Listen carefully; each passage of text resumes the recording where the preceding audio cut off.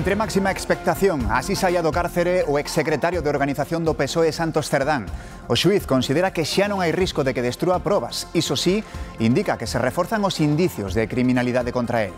A UCO pediu hoxe investigar as contas bancarias da muller e da irmá de Cerdán para determinar se beneficiaron tamén do cobro de comisións irregulares. Esta fin de semana chegará a Santiago o acelerador pro Centro de Protonterapia de Galicia. A nosa comunidade vai ser a primeira en aplicar esta terapia de loita contra o cancro.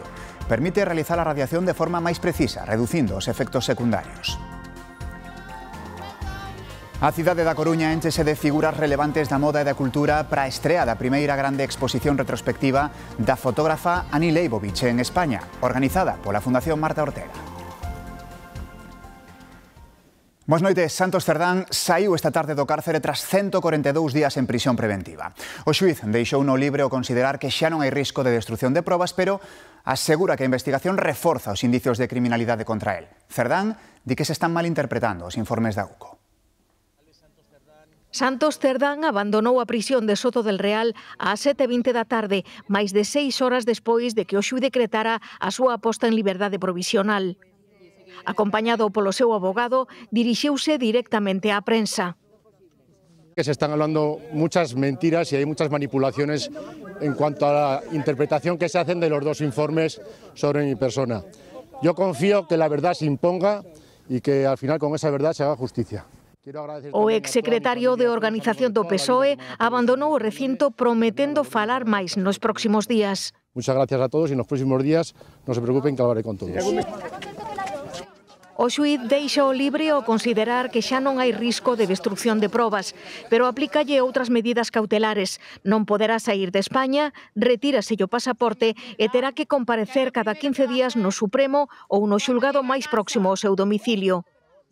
Santos Cerdán está imputado por delitos de organización criminal, suborno e tráfico de influencias. O xuíz considera que a investigación reforzou os indicios de criminalidade contra el e seguirá practicando dilixencias.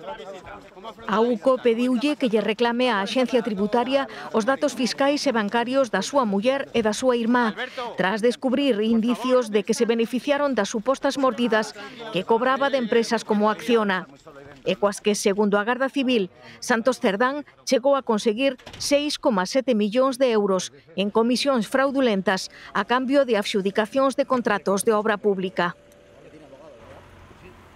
Segue tamén en marcha a investigación da trama das máscaras en Almería. Hai 8 investigados, 5 deles detidos, entre eles o presidente e o vicepresidente da Deputación. O Partido Popular suspendeunos cautelarmente de militancia. A previsión é que declaren mañá ante o xuíz. A Fiscalía Anticorrupción pide 24 anos de prisión pro exministro José Luis Ábalos por 6 delitos na causa que investiga a compra de material sanitario durante a pandemia. Pracoldo García solicita 19 anos e medio de cárcere e 7 pro suposto comisionista da trama, o empresario Víctor de Aldama. Anticorrupción solicitoulle ao xuíz unha vista para que se revisen as medidas cautelares e que se estude o seu ingreso en prisión provisional. O informe da UCO sobre Santos Cerdán e a operación contra a corrupción en Almería centraron a tirapuxa entre Feijóo e Pedro Sánchez no Congreso. Foi empezar a sesión de control e xa na primeira pregunta. Para sacar algo adelante hai que reservarle unha mordida del 2% ao Partido Socialista Obrero Español. Pero o presidente do Goberno non quiso entrar nos detalles do último informe da UCO e tratou de desviar a atención ao outro caso de actualidade que afecta a cargos do PP. Tolerancia cero frente a la corrupción. No cero respuestas frente a la corrupción, que es lo que ustedes hacen cuando les afectan estos casos. No, mire Almería, mire Almería. Segundo envite. Su moción de censura no fue contra la corrupción, fue para la corrupción de su cuadrilla. La cloaca es Ferraz y usted la ha llevado a la Moncloa. Lleva usted un año aplaudiendo a Amazon y viene a dar clases de que de ejemplaridad, mírese al espejo antes. A oposición tamén puxo foco no outro partido mencionado no informe da Garda Civil. Compraban el voto y el silencio del PNV a cambio de enchufar a amigos de Aitor Esteban en empresas públicas. El Partido Popular está intentando poner el ventilador en este sentido y acusar al Partido Nacionalista Vasco de cosas que no tienen ningún sentido. Esquerra Republicana descarta polo momento retirarlle o seu apoio ao goberno. Si se quedan tres tipos que se repartían dinero con corruptelas, este gobierno no tiene que caer. Non o ven así en Podemos. Esto no es ni el caso Santos Cerdán, ni el caso Koldo, ni el caso Ábalos, es el caso PSOE. E critica aos aliados, di que lle restan importancia ao caso. Pedro Sánchez arroupou hoxe a Miguel Ángel Gallardo nun acto preelectoral en Mérida, malia que o propio Gallardo está imputado no caso que lle afecta ao irmán do presidente do goberno por presuntos delitos de prevaricación e tráfico de influencias. O expresidente da Deputación de Badaxoz encabeza as listas electorais do PSOE de Extremadura á presidencia da comunidade que se celebrarán o día 21 de decembro.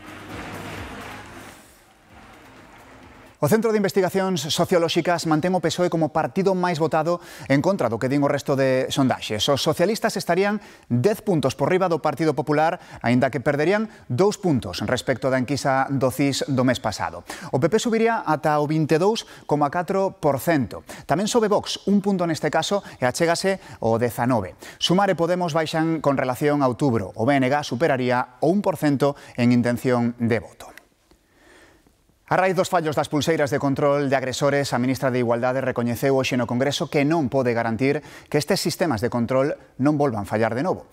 Redondo recoñeceu os erros no sistema, pero insistiu en non xerar alarma entre as usuarias. Un servidor puede fallar porque la tecnología puede fallar y eso no podemos evitarlo. Lamentablemente yo no me puedo comprometer aquí delante de ustedes a decirles que esos servidores no van a fallar de aquí a la finalización del contrato. Ojalá. Desde luego estaremos muy atentas y haremos revisiones todas las semanas para evitar que se produzcan más fallos, pero yo no puedo decir públicamente y asegurar públicamente que esos servidores no van a fallar. A conselleira de Política Social acaba de enviarlle unha carta á ministra de Igualdade pedíndolle que solucione de forma urxente os fallos no sistema de protección das vítimas de violencia de xénero. Fabiola García di que é preocupante que teñan que coñecer as incidencias a través das vítimas e non do Ministerio. Exixe que se informe do número de mulleres que se viron desprotegidas en Galicia e que se poñan en marcha recursos económicos, técnicos e humanos para ofrecerlles seguridade.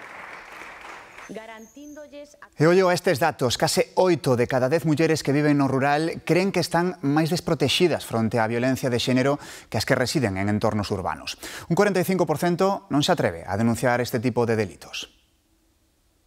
O factor territorio opera de maneira negativa nas posibilidades das mulleres de denunciar, nas posibilidades das mulleres de achegarse a un recurso público e nas posibilidades ou na percepción que teñen as mulleres de ser protexidas.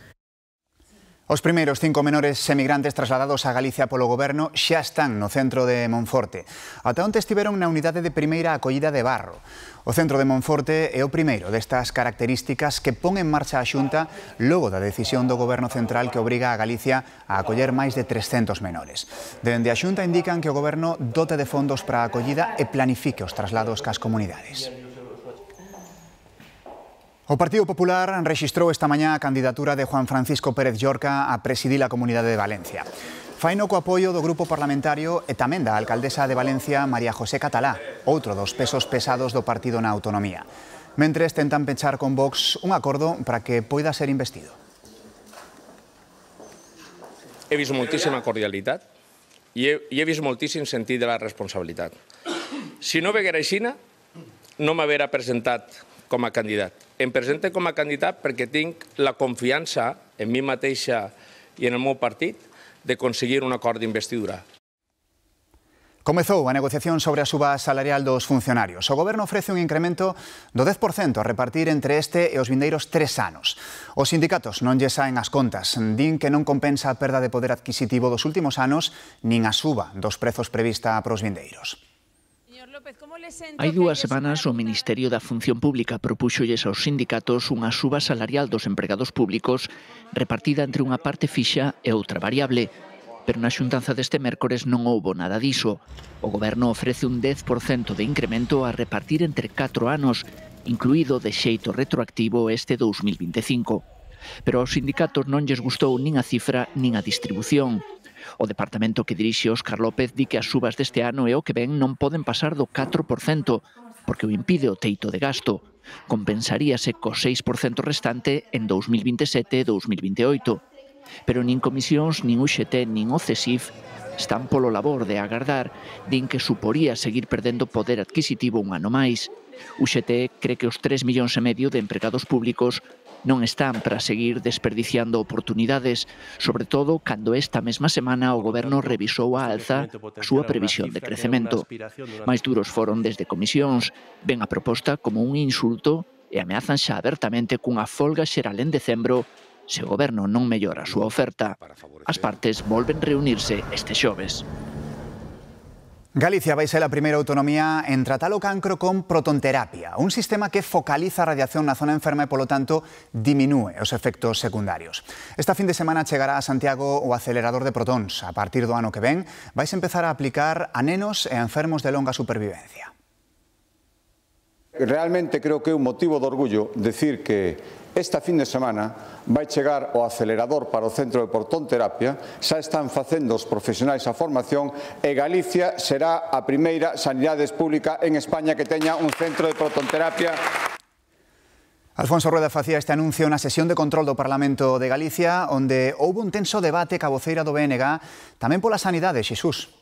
Si hola, que tal? Alfonso Rueda di sentirse orgulloso da nosa sanidade pública, ainda que admite, por suposto, que precisan melloras, sobre todo en atención primaria. Nese sentido, espera que den froito os diálogos, as conversas iniciados entre a Consellería de Sanidade e os profesionais.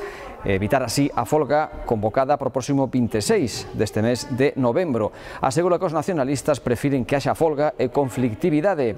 A voceira do BNG Ana Pontón cree que a Xunta busca sempre excusas e que o que precisa a sanidade galega son máis profesionais e máis cartos. Intenso tirapuxa entre a voceira do BNG e o presidente galego. O tema central, a folga da sanidade convocada en principio para o 26 de novembro. Allá que podamos chegar a un acordo. Ana Pontón denuncia o maltrato que están a sufrir os profesionais sanitarios en Galicia. Como lle vai chamar os convocantes desta folga? Alborotadores, caleborrocas... E acusa a Rueda de inventar unha nova forma de gobernar. O bulogoberno do Partido Popular.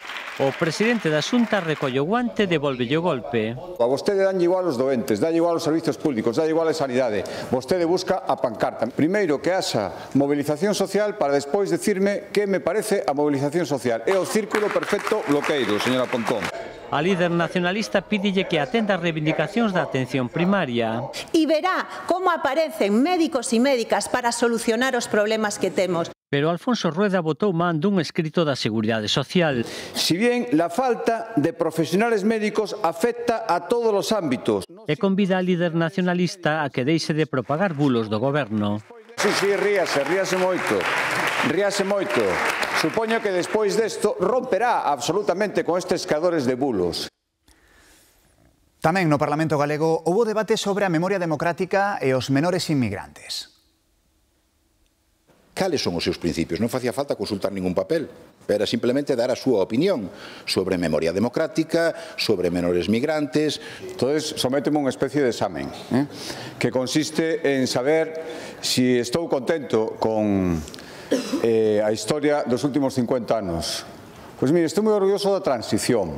E se compartía ou non esa deriva evidente para todo o mundo, menos para vostede, de que a dereita, a ultradereita e a dereita complaciente sobre o que é evidente, unha evidente regresión das políticas.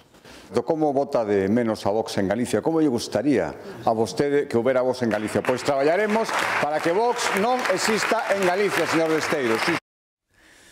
A Fundación Marta Ortega na Coruña acolle Wonderland, a primeira grande exposición retrospectiva de Annie Leibovitz en España. A propia fotógrafa, recoñecida no noso país por ser a autora dos retratos de Don Filipe e Dona Leticia, fixo de guía os convidados nun acto privado. A cidade encheuse de personalidades da moda e da cultura para esta estrea, Demetrio. Sí, teríamos que dicir en tal caso preestrea, porque non será ata o próximo sábado cando se poida abrir xa ao público en xeral e poida acudir todo o mundo a ver esa exposición. Hoxe pola mañá foi o turno de representantes de diferentes institucións públicas e agora pola tarde, neste preciso instante, está a ter lugar esa festa privada na que están a participar personalidades de diferentes ámbitos. Falamos do mundo da moda, do diseño, da música, do cine e tamén da arquitectura que están presentes nesta festa organizada por Marta Ortega. Tamén a propia artista Annie Leibovich está de anfitriona para amostrarlle esa obra fotográfica que, como dicíamos, a partir do próximo sábado e ata o 1 de maio de 2026 poderán ver de xeito gratuito todas aquelas persoas que se acheguen hasta aquí. Unha magnífica oportunidade para coñecer a obra desta fotógrafa única no mundo. Grazas, Demetrio. Inditex ponse de novo na primeira posición das empresas da moda a nivel mundial, superando a Louis Vuitton, a compañía que engloba tamén marcas de luxo como Dior ou Tiffany's. O ano pasado acadou un beneficio económico de máis de 5.500 millóns de dólares. Así o reflicte o último índice da consultora McKinsey, que toma como referencia os beneficios das 400 empresas do sector que cotizan en bolsa. Alfonso Rueda defende hoxe a estabilidade e a responsabilidade fiscal como claves para facilitar o crecemento do tecido productivo en Galicia. Dixo na clausura dun encontro para directivos en Santiago. Rueda insistiu en que é fundamental ter orzamentos para continuar medrando. O presidente da Xunta comprometeuse a seguir facilitando a creación de empresas na comunidade. Lo que tenemos que hacer es ayudar a las empresas a que ganen dinero. No es ningún crimen. Nadie funda una empresa para perder dinero. Nadie funda una empresa para quedarse a pre ni para que le vaya mal. Y es legítimo, porque si ustedes ganan dinero, la economía fluirá. Y esas obsesiones por la política fiscal e incrementarla cada vez más, aquí llevamos desde el año 2009 sin subir ningún impuesto. Seguro que moitos de vostedes lles teñen declarada a guerra ás cookies que nos saltan cada vez que abrimos unha páxina web. Pois poden ter os días contados, María. Sí, a Comisión Europea quere que sexa o navegador e non cada web o que garde as nosas preferencias de cookies. Se marcamos que non queremos seguimento, as páxinas terán que respetalo durante polo menos 6 meses. Isto evitaría que nos salten ventas emerxentes continuamente e faría a nosa navegación moito máis sinxela. Os medios de comunicación, iso sí, estarían exentos desta norma para poder manter os seus modelos de financiamento baseados na publicidade. Esta proposta aínda ten que ser aprobada polo Parlamento Europeo e os Estados membros. Aínda falta un mes, pero o inverno deixa desde hoxe o seu primeiro aperitivo en Galicia. Os termómetros baixaron en toda a comunidade e van a facer aínda máis nas vindeiras horas. Bufandas e gorros volveron á paisaxe galega e tamén saíron ás estradas os camións de sal en previsión das primeiras xeadas da tempada. Son algunhas das 100 máquinas quitaneves que hoxe comezaron a quentar motores en Galicia. Non é previsible que empecen a traballar nas vindeiras horas, aínda que non sería raro que este xoves caían as primeiras folerpas na montaña de Lugo en algún outro punto da comunidade por riba dos 900 metros. Os que sí se están despregando xa son os camións con salmoira para prever patinaxes nas estradas. Parte dos 3 millóns de litros preparados ao longo da rede viaria vanse verter esta noite, cando se esperan xeadas, sobre todo no sur de Ourense. Na comarca da Limia, por exemplo, os termómetros xa marcaron este mércores valores negativos, un anticipo do inverno que será aínda máis notable a partir desta madrugada. Máis mérito para os peregrinos, pero pouco susto para os autóctonos. Nós xa estamos acostumbrados, xa o que nos boten. Non pasa nada, para min é casi bravo. As previsións falan de que o mercurio marcará mañá entre 3 e 5 graus menos que hoxe, e moitos concellos non superarán a barreira dos 10. Imos xa con outros asuntos que nos deixa este mércores. 5 anos e medio de cadea polos delitos de tentativa de homicidio e tenza ilícita de armas. É a pena acordada entre as partes no xuizo celebrado hoxe en Ourense polo tiroteo acontecido hai 3 anos en Maceda. O acusado aceptou tamén unha orde de afastamento da vítima e o pagamento dunha indemnización que acada os 84.000 euros. ¿Se confiesa usted autor deste delito de homicidio? Sí. Este era o momento en que o acusado recoñecía os feitos na Audiencia Provincial de Ourense, un delito de tentativa de homicidio por dispararlle na porta da súa casa a un veciño de Maceda. Aconteceu en novembro do ano 2022 e daquela supuxo toda unha conmoción na vila. O acusado fuxiu, foi detido 2 meses despois e mesmo pasou un tempo en prisión preventiva por estes feitos. Esto sucedió en un momento en que la vida de mi cliente iba por unos derroteros distintos a los que lleva ahora completamente. Se puede decir que es una persona distinta hoy. Hace 3 años se dio cuenta de lo que ha pasado y acepta reconocer su culpa y asumir su responsabilidad, lógicamente. A noite dos feitos, a vítima recibiu 3 disparos na porta da súa casa, un na meixela, outro no antebrazo e outro no abdome. Resultou ferido de gravidade e permaneceu semanas ingresado no hospital. A arma nunca apareceu. O cliente evidentemente ten secuelas, tanto físicas como psíquicas, que estuvo tempo ingresado, someteuse a varias intervencións quirúrxicas. No acordo que chegaron ambas partes, o acusado recoñece un delito de tentativa de homicidio e outro de tenza ilícita de armas, que supoñen en total 5 anos e medio de cadea. Impónselle, ademais, unha orde de afastamento da vítima de 500 metros e o pagamento dunha indemnización de 84.000 euros en concepto de responsabilidade civil. Detido un veciño de Guitiriz de 29 anos polo roubo de maquinaria agrícola e gando por un valor total de 60.000 euros. Podría ser o autor de 5 furtos e un roubo con forza durante os meses de setembro e outubro en Vilasantar, en Mesía, en Curtis e tamén en Sobrado dos Monxes. Ao parecer, agochou parte do roubado nunha gavia para evitar que o atopasen. Sacalo material dali non foi doado, como ven, con ese tractor que tamén estaba entre a maquinaria que roubara.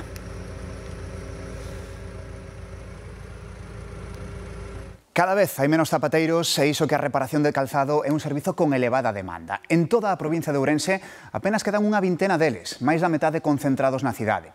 Hai comarcas enteiras que non dispoñen deste servizo. Mingos colleu o relevo cando se xubilou o último zapateiro de Verín. Antes había 5, pero todos foron pechando.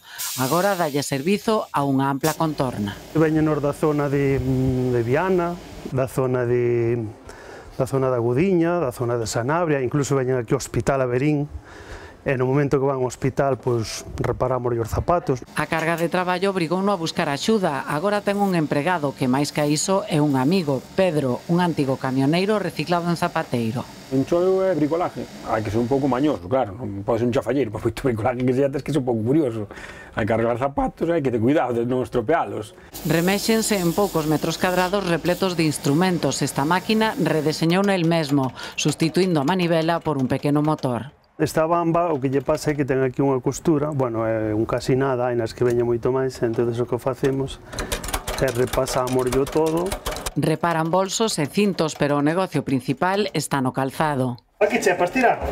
Sí, para estirar, non para tirar. O que máis facemos é cambiar tapas, filis, pegaos, e despois cosidos, bolsos, a verdade que bolsos tranos bastante, cambiar cremalleras. En toda a provincia de Ourense quedan unha vintena de zapateiros e a maioría están na cidade. En tempos de internet e redes sociais, as estacións de radio e os radioafeccionados persisten como ferramenta de comunicación. Visitamos en Fene unha das agrupacións veteranas de Galicia. E a uno Romeo Kilo Fostro. ¿Me escuchas por aí, José María? Estes radioafeccionados reúnense cada semana en Fene, entre os máis veteranos, Vicente e Begoña, que se iniciaron nos anos 70. Empezamos escoitando cada día, cada noite, aos mariñeiros. Enlaces con Suiza, Francia. Antenas e repetidores son infraestructuras propias das que se encargan os perfis máis técnicos do grupo. Eso está montado en montes, en instalacións, e eso hai que mantelo. Hai que subir ali arriba, non só cando fai sol. E cual foi un whisky zulo, a ver se me podes dar un reporte por aquí. E calquer nova tecnoloxía que sale, intentamos buscarlle unha cabida dentro da afección, non? Son máis de 50 socios que comparten a paixón pola radio. A min gustame contactar cantos máis países do mundo, mellor. Teño contactado todos os continentes. Lembran que por lei están obrigados a axudar a xente e a Cotío prestan apoio. Cando hai un problema, eu que sei, de meteoroloxía ou que sea, si se necesita, axuda en accidentes. Están de celebración. Radio Club Fene e Alfa Charlie cumpren 40 anos nas ondas. Muchas gracias por el reporte y que tengas muy buenas tardes. Ecualfa 1 Charlie Uniforeco, Ecualfa 1 Indio Oscar Fostro, en compañía de Ecualfa 1. No aniversario da súa inauguración, hoxe visitamos o Museo do Prado. Abriu as súas portas tal día como hoxe en 1819, culminando un proxecto de Carlos IV que basicamente quería ter o seu propio Louvre. Camiñamos polos seus corredores entre as súas 1700 obras expostas e chegamos á gran xoia da Pinacoteca, o cadro que nunca presta o museo, As Meninas de Velázquez. Unha obra das máis importantes da historia da arte polo seu realismo, polos xogos de perspectivas e polos trucos visuais do autor. Outra das máis visitadas é os fusilamentos de Goya, un impactante alegato antibelicista. Non el xalza os heroes, senón que reflicte o drama da guerra dunha maneira crúa.